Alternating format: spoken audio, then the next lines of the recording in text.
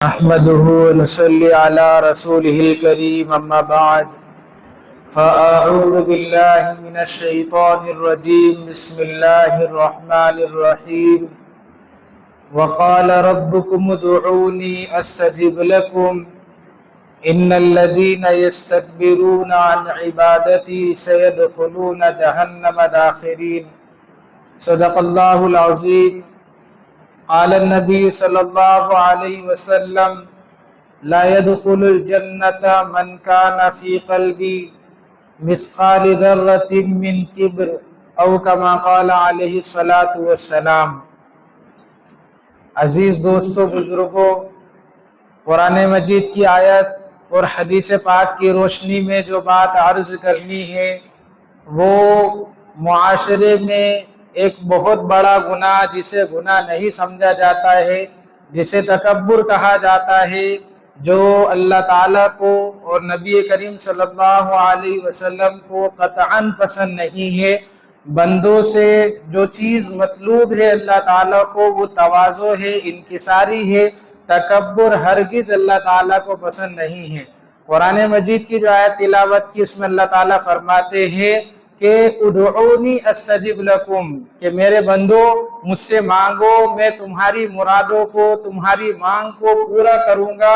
اور جو لوگ مانگتے نہیں ہیں، یہ سوچتے ہیں کہ ہمیں مانگنے کی کیا ضرورت، تو اللہ تعالیٰ ایسوں کے بارے میں فرماتے ہیں سیدخلون جہنم داخرین، کہ ایسے لوگوں کو جو تکبر کی بنا پر اللہ تعالیٰ سے مانگتے نہیں ہیں، اپنے آپ کو بڑا سمجھتے ہیں اور جو یہ سمجھتے ہیں کہ ہمارے پاس سب کچھ ہے، ہمیں مانگنے کی ضرورت نہیں ہے، اللہ تعالیٰ ایسے متکبرین کو جہنم میں داخل فرمائیں گے۔ ایک دوسری آیت میں اللہ تعالیٰ فرماتے ہیں وَيَطْبَعُ اللَّهُ عَلَىٰ كُلِّ قَلْبِ مُتَكَبِّرٍ جَبَّارٍ، کہ ظالم اور متکبر کے دل پر اللہ تعالیٰ مہر لگا دیتے ہیں، پھر وہ اچھی بات اور بھلی بات اس کے دل میں اترتی نہیں ہے۔ ایک دوسری آیت میں اللہ تعالیٰ فرماتے ہیں اِنَّهُ لَا يُحِبُّ الْمُسْتَكْبِرِينَ، اللہ تعالیٰ تکبر کرنے والوں کو پسند نہیں فرماتے۔ ایک اور آیت میں اللہ تعالیٰ فرماتے ہیں الیس فی جہنم مثوی للمتکبرین، کہ کیا متکبرین کا، تکبر کرنے والوں کا ٹھکانہ جہنم نہیں ہے۔ ان آیتوں کو سامنے رکھتے ہوئے یہ بات واضح ہو جاتی ہے کہ اللہ تعالیٰ کو تکبر ہرگز پسند نہیں ہے۔ حدیث پاک میں نبی کریم صلی اللہ علیہ وسلم نے فرمایا لا يدخل الجنت، وہ شخص جنت میں داخل نہیں ہوگا من کان فی قلبہ مثقال ذرۃ من کبر، کہ جس کے دل میں رائی کے دانے کے برابر بھی اگر تکبر ہوگا، ایسے شخص کو جنت میں داخل نہیں کیا جائے گا۔ ایک حدیث قدسی ہے جس میں نبی کریم صلی اللہ علیہ وسلم نے فرمایا کہ اللہ تعالیٰ فرماتے ہیں کہ الکبریاء ردائی، کہ تکبر، عظمت، بڑائی یہ میری چادر ہے، والعظمت ازاری فمن نازعنی واحدا منہما قذفتہ فی النار، کہ ان دونوں میں سے جو کوئی بھی کسی ایک کے بارے میں مجھ سے جھگڑا کرے گا، یعنی اپنے آپ کو بڑا سمجھنا چاہے گا، تکبر اپنائے گا، عظمت، رفعت اور بلندی کو وہ چاہے گا، تو میں ایسے شخص کو جہنم میں داخل کر دوں گا۔ نبی کریم صلی اللہ علیہ وسلم سے پوچھا گیا کہ کوئی شخص اگر اچھے کپڑے پہنتا ہے، اچھی ٹوپی لگاتا ہے، اچھے جوتے پہنتا ہے، تو کیا یہ شخص بھی تکبر کرنے والا ہے؟ نبی کریم صلی اللہ علیہ وسلم نے فرمایا کہ تکبر یہ ہے بطر الحق وغمط الناس، کہ تکبر یہ ہے کہ انسان حق بات کا انکار کرے اور لوگوں کو اپنے آپ سے ذلیل اور گھٹیا سمجھے۔ جو شخص تکبر کرتا ہے وہ اپنے آپ کو بڑا سمجھتا ہے، اس کی مثال ایسی ہے کہ وہ اپنے آپ کو اس شخص کی طرح سمجھتا ہے جو پہاڑ پر کھڑا ہوتا ہے، بلندی پر کھڑا ہوتا ہے، بلندی پر ہونے کی وجہ سے نیچے کھڑے ہوئے لوگ اسے چھوٹے نظر آتے ہیں، اور جو لوگ نیچے ہوتے ہیں وہ اوپر چڑھے ہونے کی وجہ سے نیچے والے لوگوں کو وہ چھوٹا نظر آتا ہے۔ تو ٹھیک اسی طریقے سے تکبر کرنے والا ہر ایک کو اپنے سے چھوٹا سمجھتا ہے، اور جو لوگ ہوتے ہیں وہ اسے ذلیل اور حقیر سمجھتے ہیں۔ اس لیے تکبر سے اپنے آپ کو بچنا چاہیے، یہ اچھی چیز نہیں ہے۔ آج ہمارا حال یہ ہے کہ تھوڑا سا مال ہمیں مل جائے، تھوڑی خوبصورتی ہمارے پاس آ گئی، حسب و نسب ہمارے پاس آ گیا، خوبصورتی آ گئی، علم آ گیا، کچھ عبادت ہم نے کر لی تو فوراً ہمارے اندر تکبر اور بڑائی آ جاتی ہے۔ یاد رکھیے سب سے پہلا گناہ جو اس کائنات کے بننے کے بعد ہوا ہے اس کی وجہ تکبر ہی ہے۔ اللہ تعالیٰ نے جب حضرت آدم علیہ السلام کو بنایا اور بنانے کے بعد فرمایا فرشتوں سے اسجدوا لآدم، فرشتوں کو سجدہ کرو، فسجد الملائکۃ کلہم اجمعون الا ابلیس، کہ تمام فرشتوں نے سجدہ کیا سوائے ابلیس کے، ابا واستکبر، اس نے انکار کیا اور تکبر کیا، وکان من الکافرین، اور وہ کافروں میں سے ہو گیا۔ تو اللہ تعالیٰ نے اس سے پوچھا ما منعک ان تسجد لما خلقت بیدی، کہ جس کو میں نے اپنے ہاتھوں سے بنایا کس چیز میں تجھے ان کو سجدہ کرنے سے روکا؟ تو اس نے دلیل دی انا خیر من، میں ان سے بہتر ہوں، خلقتنی من نار وخلقتہ من طین، آپ نے مجھے آگ سے بنایا ہے اور انہیں مٹی سے بنایا ہے، آگ مٹی کے مقابلے میں عظمت والی ہوتی ہے، میں بہتر ہوں۔ اس نے یہ دلیلیں دی، نتیجہ کیا نکلا؟ قیامت تک کے لیے اللہ تعالیٰ نے فخرج فإنک رجیم، کہ ہمارے دربار سے نکل جا اور تو ملعون ہے، مردود ہے۔ قیامت تک کے لیے اسے راندہ درگاہ کر دیا گیا اور ہمیشہ ہمیشہ کے لیے اللہ تعالیٰ کی لعنت اس کے لیے ثابت ہو گئی۔ معلوم ہوا کہ تکبر کوئی اچھی چیز نہیں ہے۔ جب انسان تکبر کرتا ہے، اپنے آپ کو بڑا سمجھتا ہے، کسی قابل سمجھتا ہے، تو اس کی سزا دنیا میں بھی دی جاتی ہے اور آخرت میں بھی دی جاتی ہے۔ ہم جو کچھ بھی ہے یہ اللہ تعالیٰ کے فضل سے ہے۔ انسان اگر تکبر کرتا ہے، اس کی مثالیں قرآن مجید میں جگہ جگہ اللہ تعالیٰ نے بیان فرمائی۔ فرعون کو سب جانتے ہیں، یہ ایسا شخص ہے جس کو اللہ تعالیٰ نے سلطنت دی، بادشاہت دی، مال و دولت اسے دیا۔ ہونا تو یہ چاہیے تھا کہ وہ اپنی مال و دولت کو اللہ تعالیٰ کی عبادت میں اور لوگوں کی مدد میں لگاتا، لیکن وہ طاقت کے نشے میں اس نے خدائی دعویٰ کر دیا، خدا ہونے کا دعویٰ کر دیا۔ اور جب حضرت موسیٰ علیہ السلام نے اسے سمجھایا تو اس نے بھی یہی کہا انا خیر من ھذا الذی ھو مہین، میں اس معاذ اللہ حضرت موسیٰ علیہ السلام کو اس نے کمتر کہا کہ یہ تو مجھ سے رتبے میں بہت کمتر ہے، غریب آدمی ہے اور میں تو بادشاہ ہوں۔ اور پھر کہا الیس لی ملک مصر، کہ مصر کی بادشاہت میرے کنٹرول میں ہے، میرے پاور میں ہے، اس کا پورا اختیار میرے ہاتھ میں ہے، وہذہ الانہار تجری من تحتی، اور میرے محلوں کے نیچے سے تو نہریں بہہ رہی ہیں، اور ولا یکاد یبین، یہ ایسا شخص ہے جسے بولنا بھی نہیں آتا، یہ کیسے بہتر ہو سکتا ہے؟ یہ بات جب اس نے کہی تو اللہ تعالیٰ کی پکڑ آئی، اور جس نہر کا وہ دعویٰ کر رہا تھا اللہ تعالیٰ نے پانی ہی کا عذاب اسے دیا اور اسے پانی میں ڈبا کر اس کو نیست و نابود کیا، ہلاک و برباد کیا۔ اور قیامت تک کے لوگوں کے لیے اس کے جسم کو اللہ تعالیٰ نے نشان عبرت بنایا۔ قرآن مجید میں اس بات کو اللہ تعالیٰ نے نقل کیا فَالْيَوْمَ نُنَجِّيكَ بِبَدَنِكَ لِتَكُونَ لِمَنْ خَلْفَكَ آیا، کہ بعد آنے والے لوگوں کے لیے ہم تمہارے جسم کو عبرت کا نشان بنا دیں گے۔ کہا جاتا ہے کہ آج بھی مصر کے اندر فرعون کی لاش موجود ہے، یہ نشان عبرت ہے ان لوگوں کے لیے جو تکبر کرتے ہیں۔ نمرود کا واقعہ ہمارے سامنے ہے کہ حضرت ابراہیم علیہ السلام نے جب اللہ تعالیٰ کی دعوت، اسے ایک خدا کی دعوت دی، تو اس نے تکبر میں اپنے آپ کو خدا ہونا بتلایا اور اس نے پوچھا کہ تمہارا خدا کیا کر سکتا ہے؟ تو حضرت ابراہیم نے بتایا کہ وہ جلاتا بھی ہے، مارتا بھی ہے۔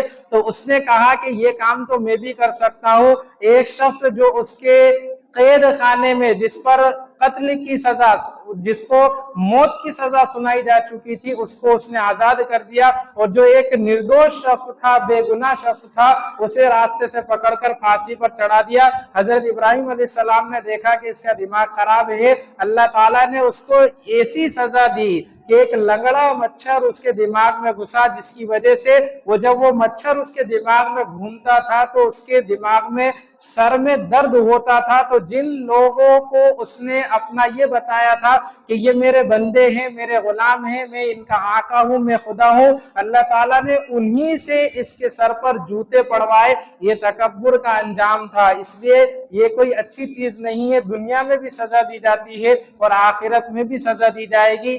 آخر آخرت میں کیا سزا دی جائے گی؟ حدیث پاک میں آتا ہے کہ تکبر کرنے والوں کو اللہ تعالیٰ چیونٹیوں کی طرح اٹھائیں گے، کہ ان کا جسم جو ہوگا وہ چیونٹیوں کی طرح ہوگا اور جو سر ہوگا وہ انسانوں کی طرح ہوگا، اور جب یہ چل رہے ہوں گے تو چاروں طرف سے ذلت ان پر چھائی ہوئی ہوگی اور اسی طرح ان کو جہنم میں ڈال دیا جائے گا۔ تو یہ تکبر کا انجام ہے، انسان کو اس سے بچنا چاہیے۔ اللہ تعالیٰ کے جو محبوب بندے ہوتے ہیں اللہ تعالیٰ اس چیز سے ان کو بچاتے ہیں۔ غزوہ حنین کا واقعہ ہمارے سامنے ہے کہ جب مکہ فتح ہو گیا، اس کے بعد ایک قبیلہ تھا حوازن اور ایک قبیلہ تھا ثقیف۔ انہوں نے دیکھا کہ فتح مکہ ہو چکا ہے، مکہ فتح ہو چکا ہے، اب مسلمان سیدھے ہماری طرف آئیں گے تو کیوں نہ یہ ہو کہ ان کے آنے سے پہلے ہم ہی ان پر حملہ کر دیں۔ انہوں نے حملے کی تیاری کری اور دونوں قبیلوں کی جو تعداد تھی لڑنے والوں کی، وہ دونوں قبیلوں کی ملا کر صرف 4000 تھی، اور ادھر مسلمانوں کا جو لشکر تھا، حضور کو جب پتا چلا تو حضور نے تیاری کا حکم دیا، تو یہ لشکر اس کی تعداد بنتی تھی 12000۔ یہ پہلا موقع ہے کہ لشکر اسلام یہ دشمنوں کی تعداد سے زیادہ ہے، 3 گنا بھاری ہے۔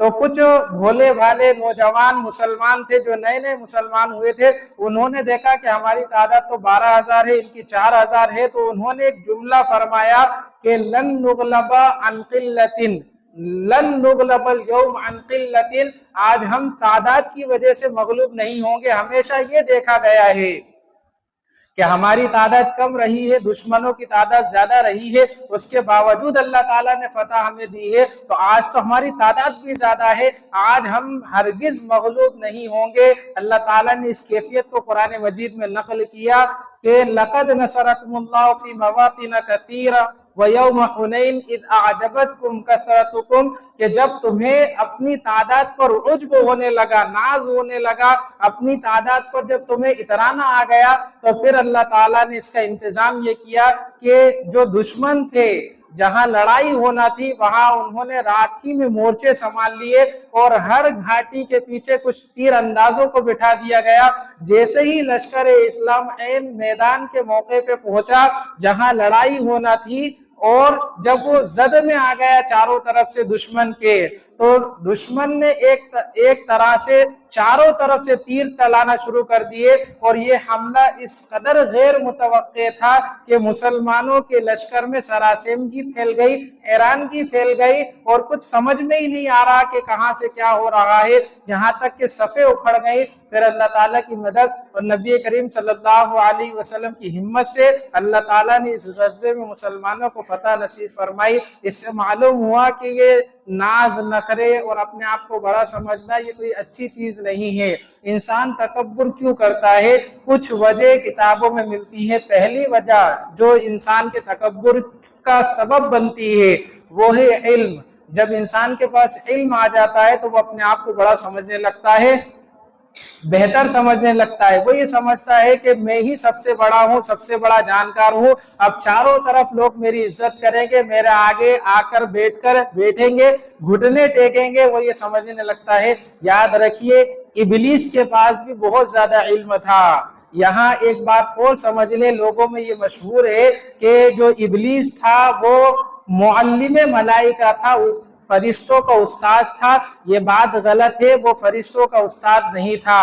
فرشتوں کو تعلیم کی ضرورت ہی نہیں ہے۔ اللہ تعالیٰ نے ان کا جو علم ہے ان کی طبیعت میں ودیعت کر دیا ہے، انہیں کسی سے علم لینے کی ضرورت نہیں ہے۔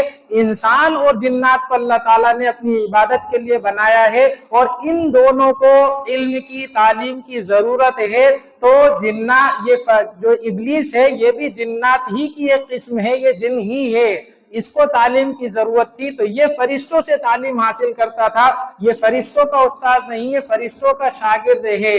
تو اس کے پاس بھی بہت زیادہ علم تھا، لیکن اسی علم نے اسے تکبر کروایا، جس کے نتیجے میں اس نے حضرت آدم علیہ السلام کو سجدہ نہیں کیا اور وہ ذلیل و خوار ہوا۔ معلوم ہوا کہ علم پر اترانا یہ اچھی بات نہیں ہے۔ زیادہ علم اگر مل گیا تو یہ اللہ تعالیٰ کا فضل ہے، اس کو عمل میں لانے کی ضرورت ہے۔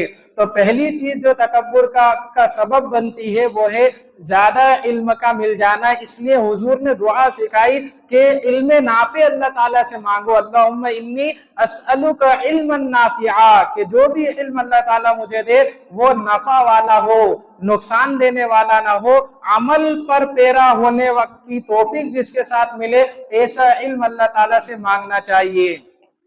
دوسری چیز جو تکبر کا سبب اور وجہ بنتی ہے وہ ہے زیادہ عبادت۔ اللہ تعالیٰ نے عبادت کی توفیق دی، انسان بندہ عبادت کر رہا ہے، تہجد کی پابندی کر رہا ہے، اشراق کی پابندی کر رہا ہے، نیک کام وہ کر رہا ہے، تو یہ عبادتوں کی توفیق جو مل رہی ہے اللہ تعالیٰ کی طرف سے مل رہی ہے۔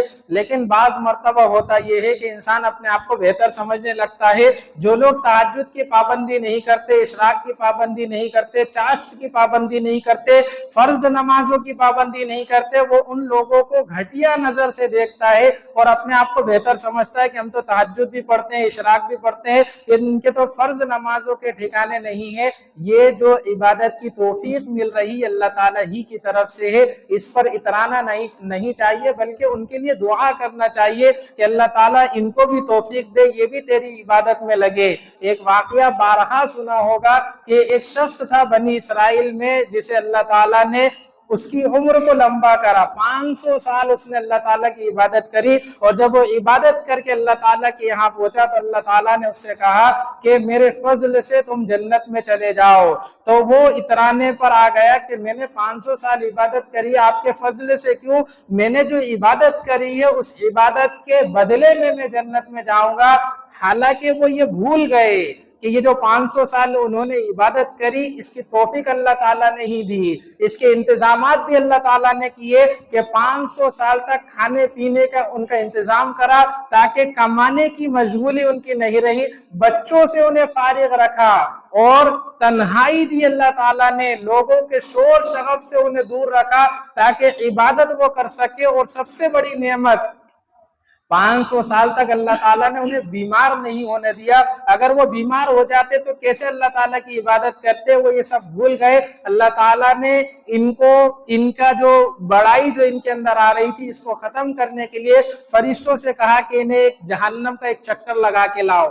جب وہ جہنم کا چکر لگانے لے گئے تو جہنم کھولتی ہوئی جگہ ہے، اور اس کی سنگینی کا یہ عالم ہے کہ اتنی گرمی وہاں پر کہ اس کے قریب بھی نہیں پہنچے تھے کہ شدت سے پیاس لگنے لگی۔